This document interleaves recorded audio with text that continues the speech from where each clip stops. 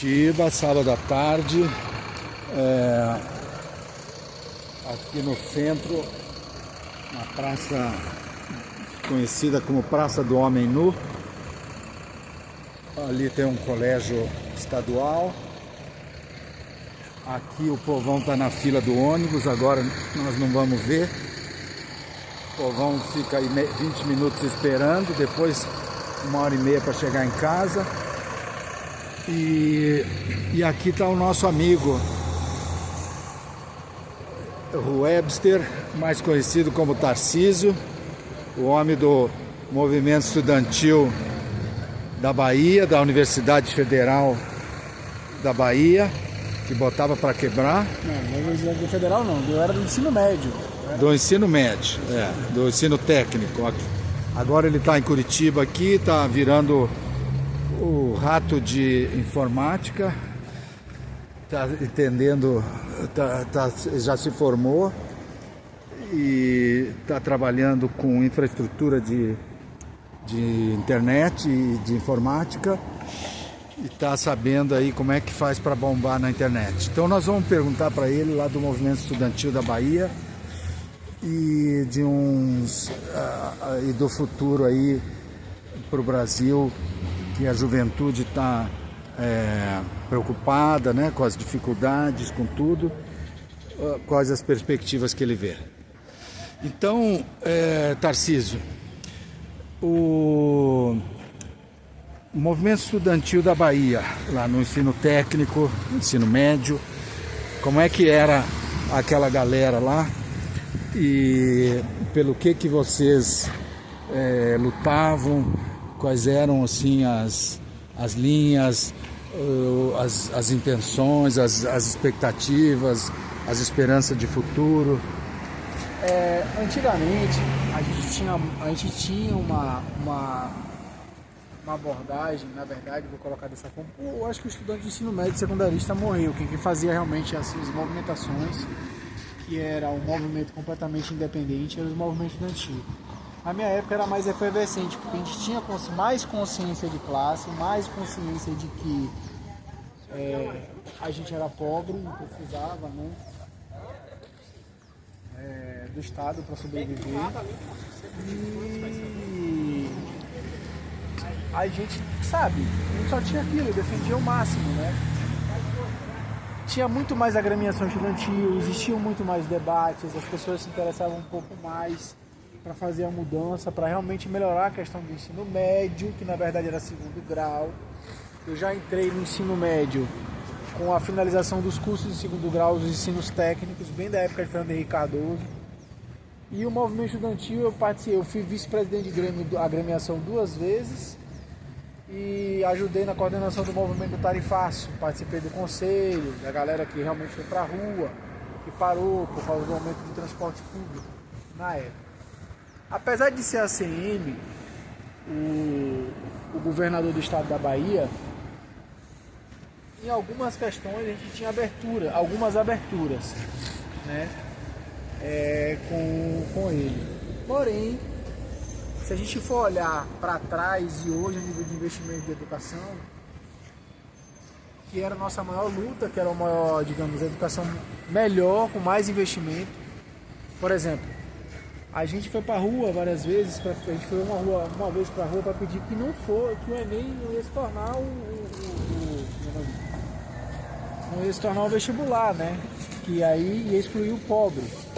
Eles primeiro usavam o Enem para poder avaliar as escolas, mas a nível de infraestrutura continuava tudo a mesma coisa.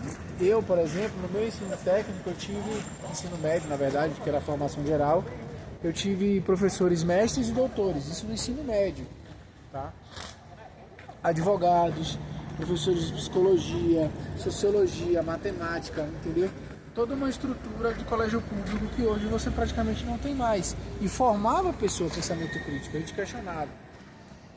Quando eu me afastei do movimento estudantil, foi que, para mim, a minha parte estava feita.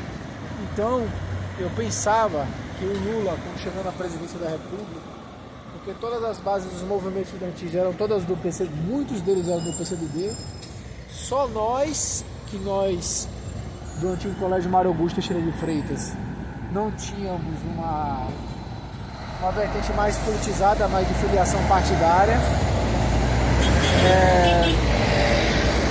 mas mais apartada, para poder realmente politizar a classe estudantil, os nossos colegas, para que eles tomassem os posicionamentos, para que eles questionassem.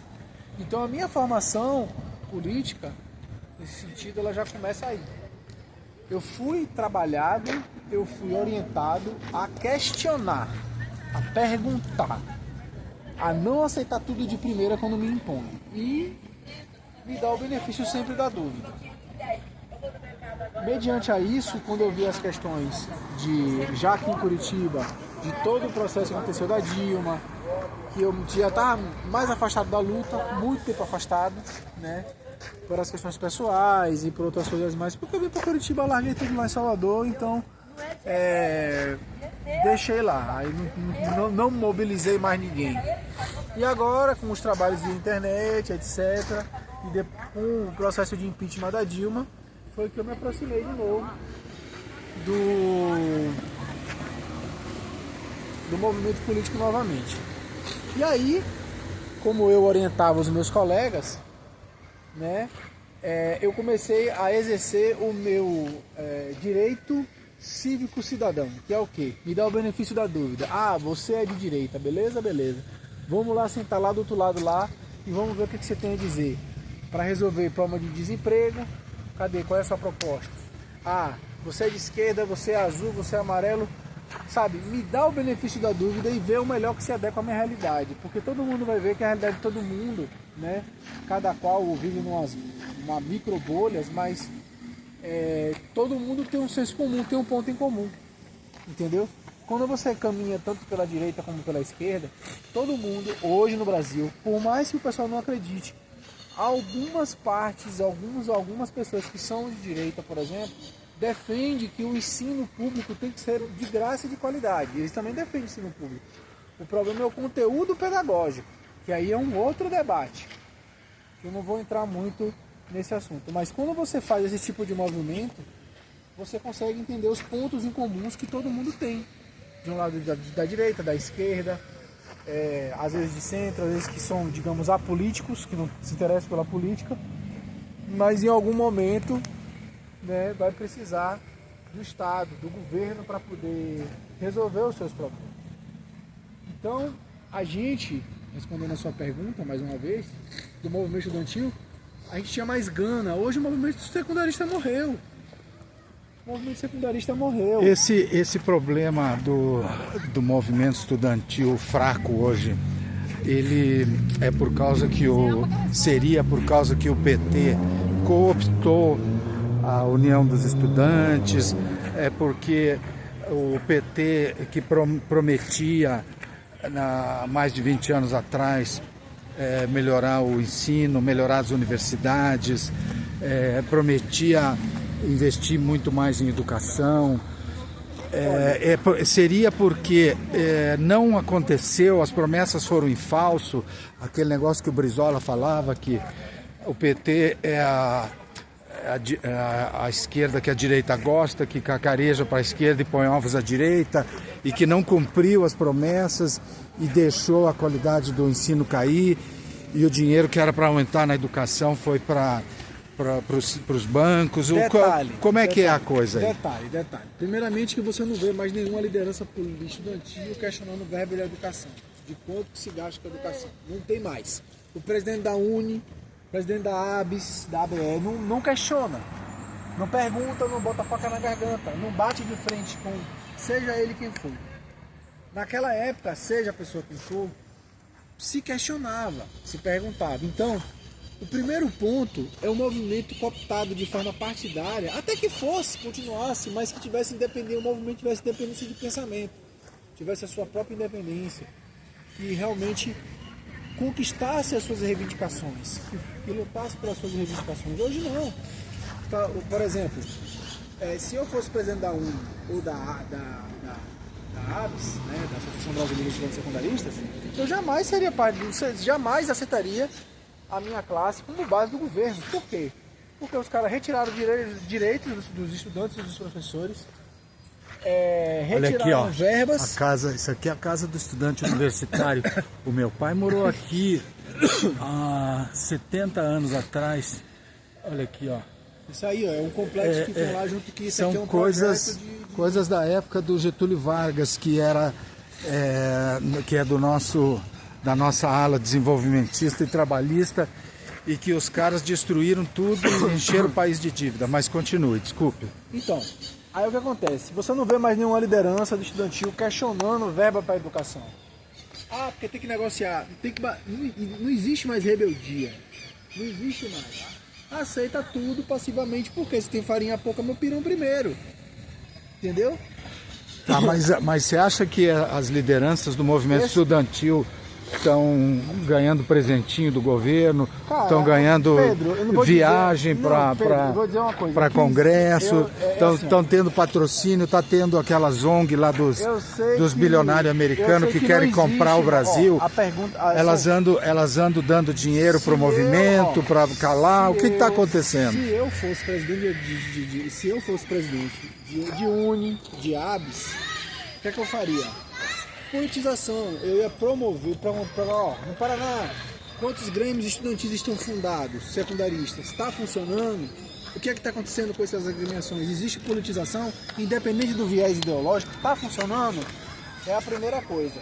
A segunda, porque os caras, por que o MBL, a pergunta é, por que o MBL cresceu muito no meio dos jovens? Porque essas lideranças políticas só iam nas escolas públicas para poder ganhar dinheiro com dinheiro de carteirinha de estudante.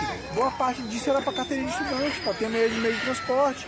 E não brigava por integralidade dos direitos, ou seja, isenção. Eu fui de uma época ainda que tinha um transporte público só para estudante, para o estudante não pagar, que era Transul, lá em Salvador, não pagava. Você tinha um cartão lá que você usava que pagava meia de transporte ou não pagava transporte. Entendeu? Então todas essas coisas é investimento, é uma questão que foi retirado, foi sucateado. Então, o movimento se degradou porque, não vou dizer que também por culpa do próprio movimento, mas porque foi enfraquecido por essa cooptação também, mas foi diluído mediante as políticas públicas que foram colocadas para realmente desestruturar a educação. Isso é um fato. Porque as pessoas não questionam mais porra nenhuma, então tanto faz. E o terceiro problema, a questão da reação, da revolta, entendeu? Ninguém tem identificação com mais nada, não tem identidade de nada, entendeu? Então, por esses motivos, na minha opinião, que hoje o movimento estudantil está completamente morto, porque a prisão é mental, é a pior prisão que você pode ter. É a prisão mental, onde você não questiona, não pergunta, não fala nada. O Lula, em primeira instância, no primeiro governo, eu falo isso direto, independente.